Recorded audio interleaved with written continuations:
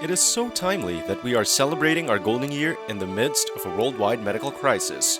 The COVID 19 pandemic has given us all the reasons not to push through with this once in a lifetime celebration, but our faith, our love for one another, and our hopes to witness the better days ahead of us are enough reasons to stand, face the challenges, and move forward.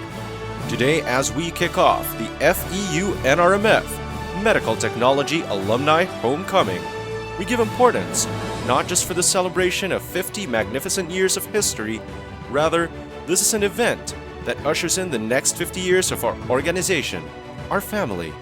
And what better way to start the 2 day celebration but by the declarations of faith and purpose by no less than an award-winning speaker and writer.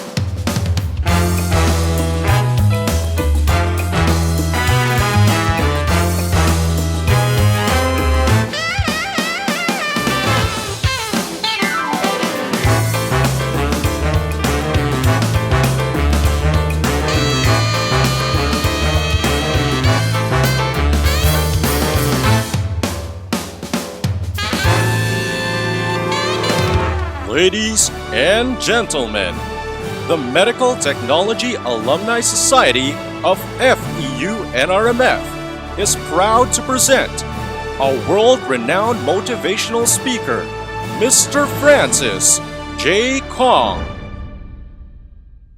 Hey, good day, everybody, and thank you for having me to be with you. Times are extremely challenging, and I understand that.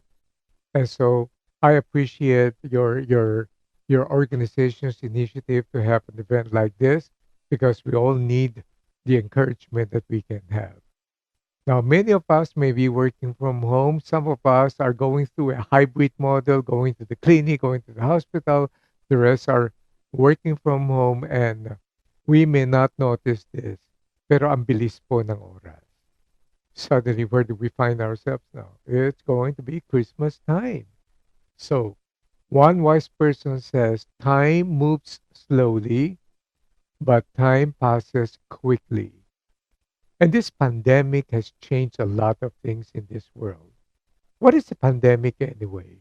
A pandemic is simply an epidemic with passport, di ba? Naging global eh. From Wuhan, now it's all over the world. Nobody has escaped it. And the pandemic has changed a lot of things dramatically. From the way we work, to the way we live, even to the way I look. Bago nangyari yung pandemya, itim pa yung buhok ko eh. Now, it's all gray. Do you realize that this pandemic has brought us so many changes that we need to adjust to, even in the way we behave? Quarantine. Ano yan? Well, somebody says quarantine, hirap ng spelling. Lockdown na lang. And you know, the closest experience I've ever had to quarantine was high school days. Ang tawag po dyan, detention for misbehavior. And then, physical distancing. Ano yan? You know, I really miss the days when I would go from person to person, shaking hands, doing beso-beso, arm around the shoulder of somebody taking a selfie, posting it in IG. And this pandemic has made us lose a lot of things we used to do. But the more serious thing is that this pandemic has also made me lose certain friends who succumbed to the crisis. And well, this is why I'm happy to be with you guys because you guys are so important. Your work matters. So, first of all, you also have to stay cautious and be safe, stay healthy because the country needs you. Now, Let me just share with you a couple of things in my heart that I hope that you'll find useful for the few minutes that we're going to be together. I've gone through a lot of personal crises in my life, from business crisis to relationship crisis, economic crisis, name it, I've gone through it. Everything and every crisis that I've gone through taught me two things. Number one, every single crisis passed. This one will pass as well. COVID 19 is not the end of the world. COVID 19 will pass. COVID 19 is not a dead end, it is a mere detour. So, every single crisis passed.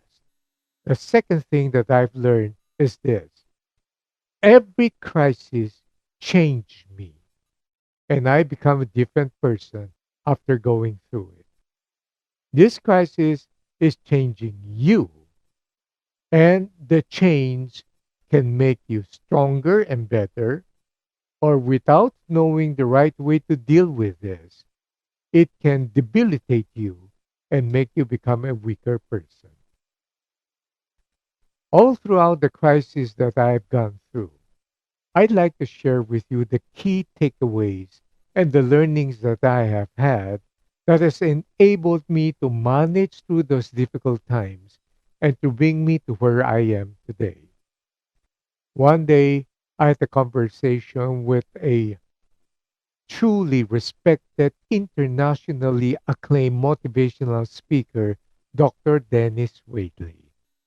Dr. Dennis Waitley belongs to the genre of the truly educated intellectuals of the breed of motivational speakers during the 80s and the 90s.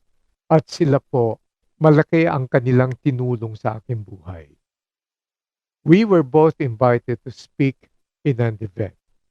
And Dr. Dennis Whaley engaged me in a conversation. And from that time on, he became a good friend, and I consider him a mentor. Dr. Dennis Whaley told me about his difficult situation during those days.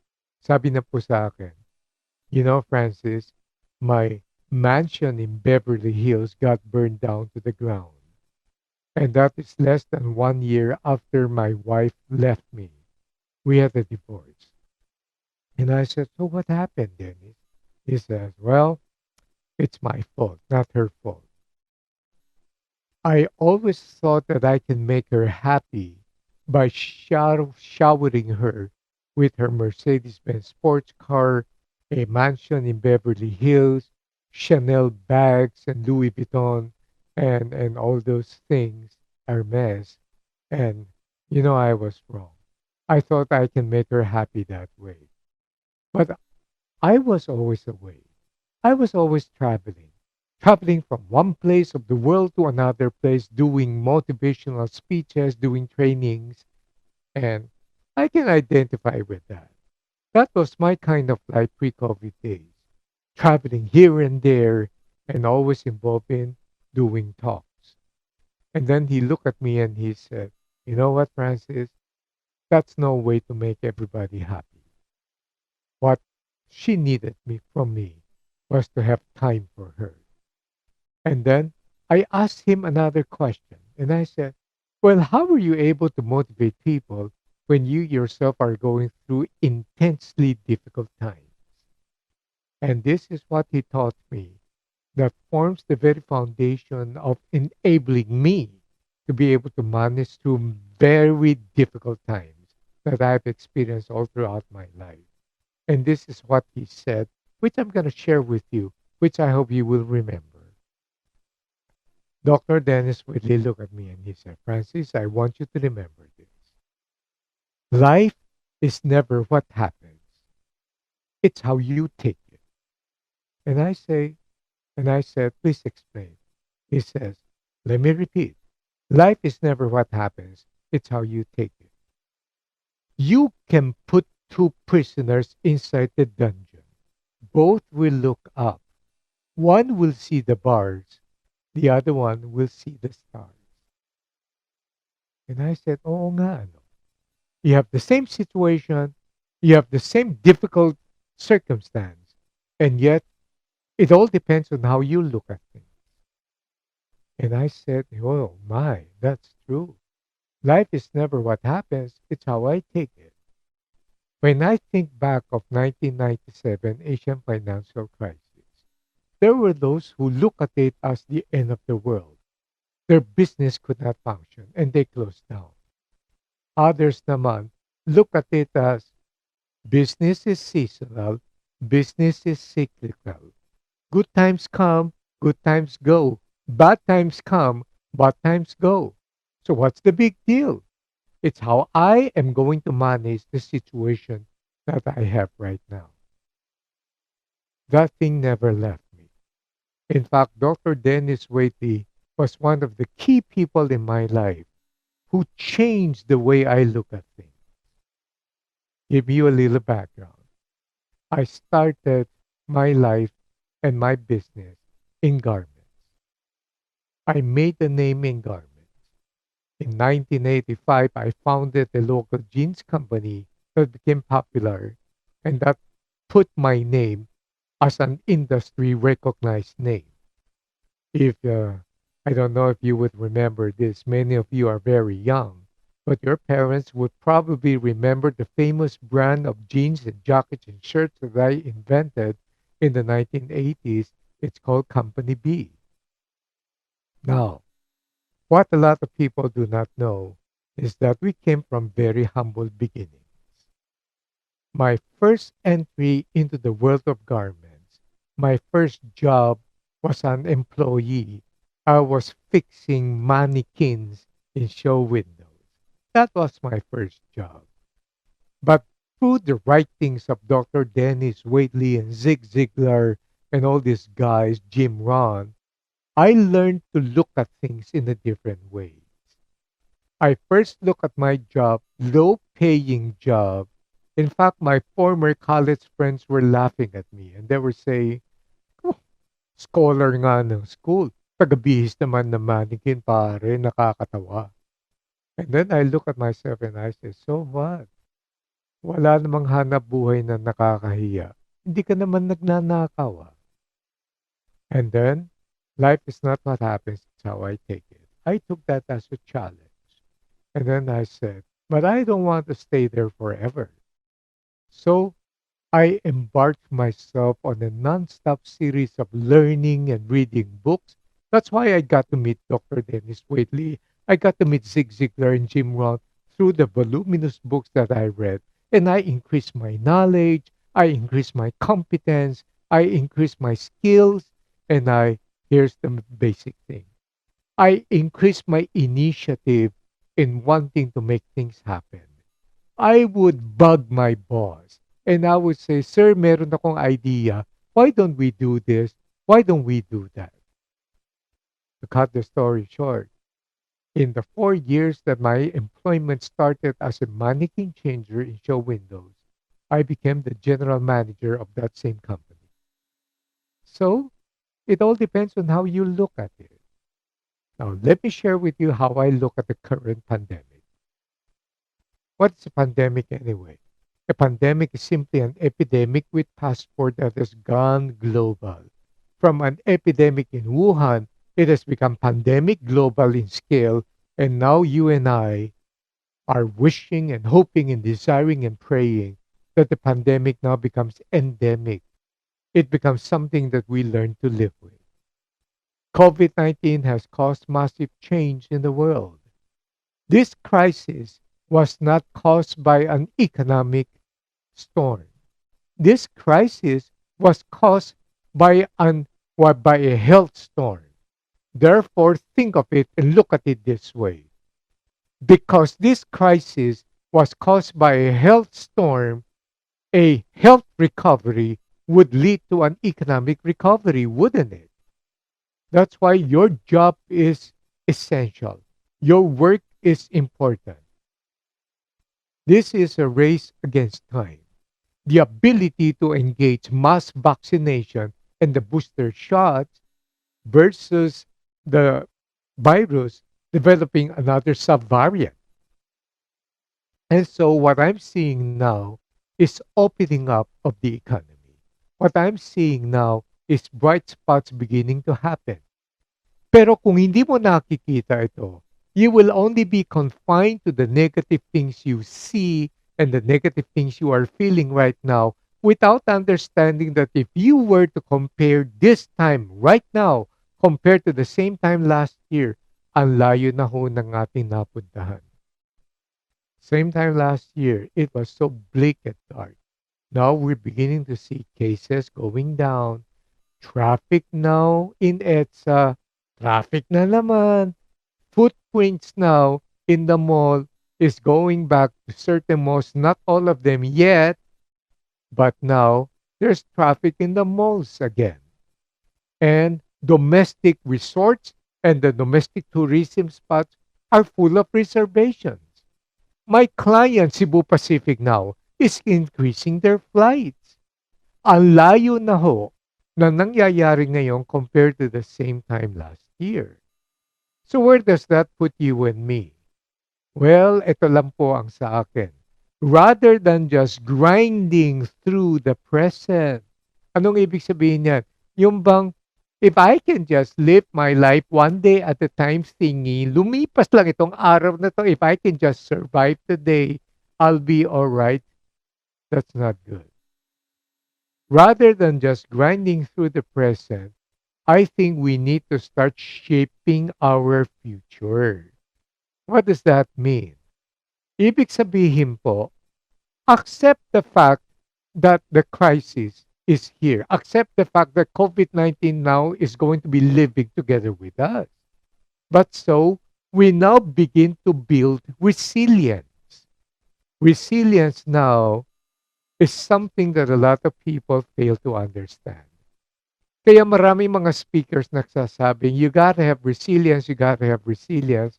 Oo nga. At habang pinapanood ko yung itsura ng mga tao sa mga maliliit na frame sa kanilang Zoom meeting, people are politely nodding their head, but I can practically read the minds.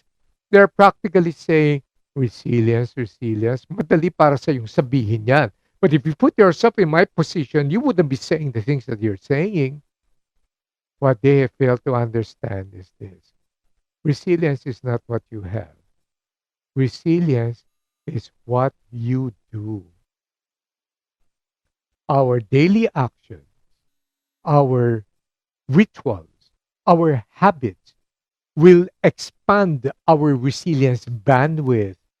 But if we don't know how to deal with this, it will reduce our resilience bandwidth. Therefore, what are the things we need to do? Well, let me just share with you a couple of ideas, which I hope you will find helpful. One of the most important things that we need to do right now is to jealously guard our minds. What do I mean? You take good care of your mind because your thoughts should be managed. Let me share with you a very important things that you need to remember. The thoughts in your mind are more important than the things in your life. Let me say that again. The thoughts in your mind are more important than the things in your life. Manage your thought life. We are constantly bombarded by a lot of information via social media, television, nonstop pinging and nonstop vibrating and nonstop notification from our smart devices. Guys, you don't need that. Take care of your mind. Maraming pumapasok kasi sa isip natin. Yung mga fake news, controversies, conspiracy theory na wala na hong gagawin kung hindi maaapektuhan lamang ang ating emotions and our countenance. Leave space for your mind for good things. Make sure that you only allow the true news from reliable sources to go to you. At huwag kang didikit masyadong sa news. Why? If you continue to fixate yourself upon the news, negativity will creep into your mind and will greatly affect your countenance and your spirit. You don't need that. What you would want to do is here are certain practices. I would love you to post it and then to focus on things that are positive. One, good news. What are the good news? Umiwas nga tayo dun sa social media bashing. Umiwas na nga tayo dun sa mga news na the more dramatic the news are, the more fake you can expect that to happen. Iwasan na lang yan. Make sure that you do due diligence. Inaalam mo talaga, totoo kaya itong mga news na ito o hindi. As for me, because I'm a trainer, I'm in business, hindi po pwedeng mali yung impormasyon ko. I only trust 4 or 5 sources of news pertaining to business and economy. I only trust McKinsey Consultancy Company, Gartner, Boston Group Consulting, or Nielsen, and sa news naman sa TV, I only watch ANC, Market Watch. 1 hour lang. The rest kasi, puro mga opinions. And in TV, I only watch Bloomberg. I want to understand what's happening. Siguro itong mga sources na to, hindi naman ako lolokohin ng mga fake news yan. Masisira kasi ang negosyo nila eh. Don't forget ha, kung hindi na tayo ginagard ang ating pag-iisip at pagkatapos sasama pa tayo sa mga social media bashing, ang daming mga controversyang lumalabas ngayon. Because there's a lot of people who wanted to get themselves in the media, earning media mileage dahil tatakbo sila very soon. So, hindi ako magpapagamit ng aking mind sa mga ganyan. So, what do I do? Let me just share with you certain practices. I start the day by doing my quiet time. What is quiet time? Well, quiet time involves prayer and meditation on scriptures. Somebody says, when you pray, you talk to God. When you meditate on scriptures, God talks to you. And I can spend the most important choice hours in the day laying myself bare and naked before Him. Bakit? Pagdating sa Kanya, hindi ako pwede mag-create ng persona. I am who I am before Him. And I can bring to Him all my worries and all my anxieties. And I can also bring in all those stupid things I've done before, asking for forgiveness. And guess what? I am actually building my inner strength. When my inner strength is strong and stable, I can now face the outer challenge. You know what? It has been said that prayer is the first original wireless communication device that you can use. And you can pray anywhere. In the line of work that you are involved with, there's always dealing with pressure. There's always dealing with challenges and difficulties. Well, prayer is one facility that will never let you down. I find myself that when I'm in a critical situation wherein I'm emotionally charged, I take a back seat. I don't decide. I excuse myself and I pray. And I say, Lord, I don't know what's happening now, but grant me the wisdom to be able to deal with this. Which brings us to the second thing I want to share with you. You got to master your moods and emotions. What am I saying? Never make a major life decision at the height of your emotional moment. Never. It's going to be a wrong decision. If you're too happy, don't decide. Mapipiramid ka niyan. Mai-scam ka. If you're too depressed, do not decide. It's usually a wrong decision. Stabilize your decision, your emotions muna, and then make due diligence in searching for supporting truth before you can make a good decision. So today, the difficulty is extremely more difficult for people who do not know how to deal and manage their emotions. Kaya nga, they don't know what to do. And it is because nandiyan ka na nga, you don't know how to manage your emotions and mood. Pagkatapos panay pa naman yung mga negative news and fake news and conspiracy theory ang pumapasok. Eh, sino ba namang hindi maloloka dyan? So you gotta be very careful and you stay hopeful. Why? Because you know this crisis will pass. This is not a dead end, as history will show us. Which brings me to the last one I want to share with you. Whether you like it or not, take care of your physical health. Maraming nga nagwo-work from home, sila naman ngayon ang restless. Sila ngayon ang hindi healthy. Sila pa ngayon ang kulang sa tulog. You need to rest. You ain't Superman and you ain't Wonder Woman. You need to rest. So get sunlight, drink enough water. This is your department naman. I don't need to share with you what you need to do. And so you got to make sure that you keep yourself healthy and strong because we need you. You need to be strong because your work now is extremely essential. So, what do? You take care of your mental health. Number two, you take care of your emotional well being. Number three, you take care of your physical well being. And number four, cultivate an attitude of gratitude. If you are constantly depressed because you think of the past, yung mga dreams and aspiration mo, hindi na siguro mangyayari because this has been disrupted by the virus. You will grow more depressed. If you are worried and you're afraid of what tomorrow will be, then your worry and your troubles about tomorrow will make you more anxious and fearful.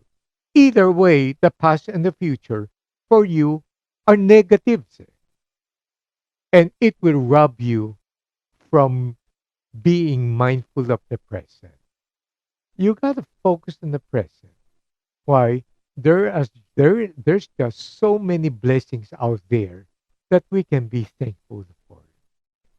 The guiding principle I have in my life is this. Parang laging default ko na to. Kapag may problema, ang automatic default ko is, thank you, Lord. I don't know what's happening, but I know that you are in control. You know, that scripture. Bible says, in everything, give thanks.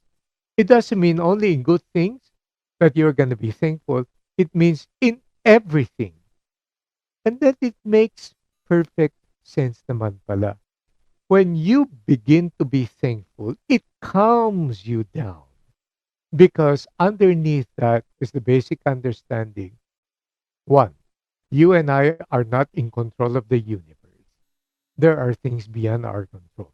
Two, we understand that there is one whom we can trust, who is still in control. We do not know what's happening now, but he certainly does. But what I know is that out of this experience and happening, I will emerge stronger. I will become wiser. Crisis is a way of doing that, you know. Crisis gives us the clarity to know, to distinguish the difference between what is essential and what is valuable versus what is gimmicky and what is bling and what is fake. So now, out of this crisis, I'm going to change and I'm going to become a better person. So we go back now. Life is not what happens, it's how you take it. Kaya minsan, there are the most prosperous times that have destroyed people. It is their success and prosperity that have destroyed them. And yet, out of poverty and out of difficulty, some people emerge becoming better. You got to make sure that this crisis shapes you to become a better person. For at the end of the day, this too will pass. At the end of the day, people ask me now, so what do you think about the future? My my response has remained the same. I don't know what the future holds, but I know who holds the future, and in him I will trust. trusting Him that He will now allow this crisis situation to shape me and mold me to become a better person, better in character, stronger in disposition, being able to influence and encourage others, and most importantly, to become even more of a thankful person. Because at the end of the day, it is not happiness that leads to a sense of gratitude. It is always gratitude that leads to a sense of happiness.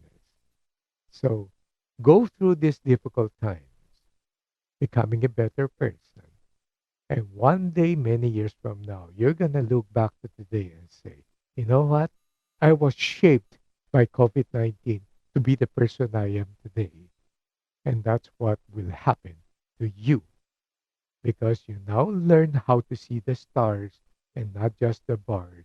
And you now know how to take life as it is because you now begin to see the positive side that can bring you. And you bring out the gold out of this difficult situation. And that really is what my hope for you will be. Enjoy your learning journey. God bless you. Sa mga panahong pinadadapa tayo ng sunod-sunod na pagsubok, mga araw na halos walang sumisikat na araw, at mga gabing tila ba walang katapusan. Meron tayong babalikan. Iyan ay ang biyaya ng Diyos at pagmamahal ng bawat isa. Walang hindi kakayanin kung magkakasama tayo. sa pagbangon, Pag-ahon, at muling pag-angat. Ito ay isang munting handog. para sa lahat ng hindi natitinag ang paniniwalang sisikat muli ang isang bagong umaga. Hindi lamang sa ating bayan, kundi sa buong mundo.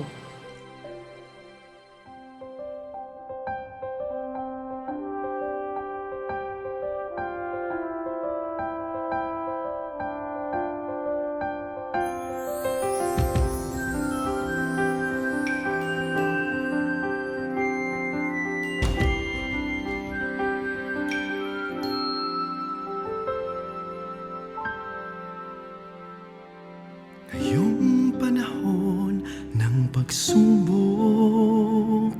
ngayong lahat tayo'y nananamlay. Ikaw at ako ang pag-asa ng bayan. Sama-sama tayo magpakailan pa man.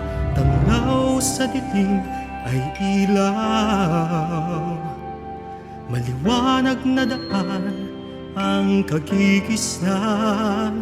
Sa mga tala sa langit, makikita ang pag-asa, tagumpay ng bawat isa, basta't sama-sama.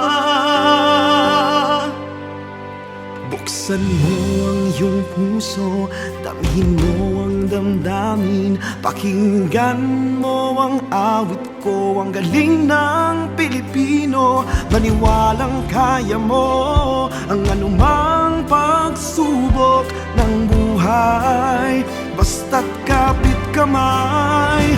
Sama-sama tayong maniwalang kaya natin to. Sama-sama tayo sa pusong totoo, sa biyaya ng Diyos, pagmamahal sa kapwa-tao. Iisa tayo magkasama sa tagumpay.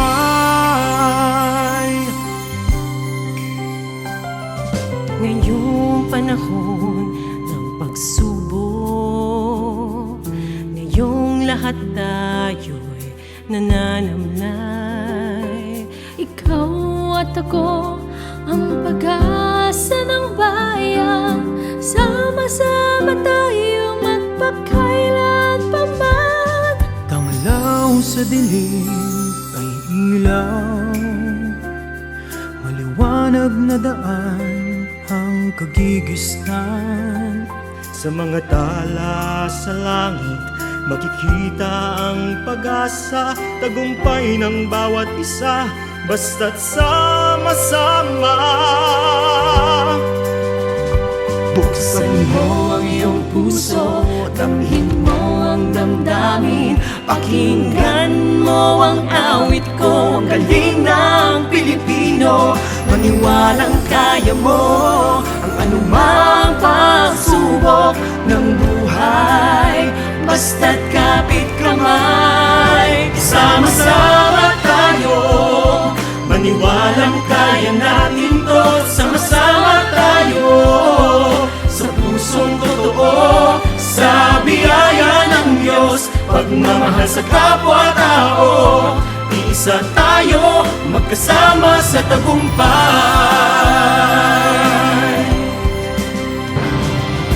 Aangat, lilipad, sama-samang mangangarap.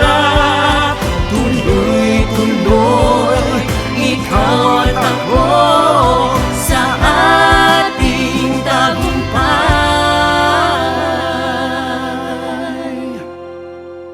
Sama-sama tayo, maniwalang kaya natin to. Sama-sama tayo, sa pusong totoo, sa biyaya ng Diyos, pagmamahal sa kapwa-tao. Iisa tayo, magkasama sa tagumpay. Maniwalang kaya natin to. Sama-sama tayo, sa pusong totoo, sa biyaya ng Diyos, pagmamahal sa kapwa-tao. Iisa tayo, magkasama sa tagumpay.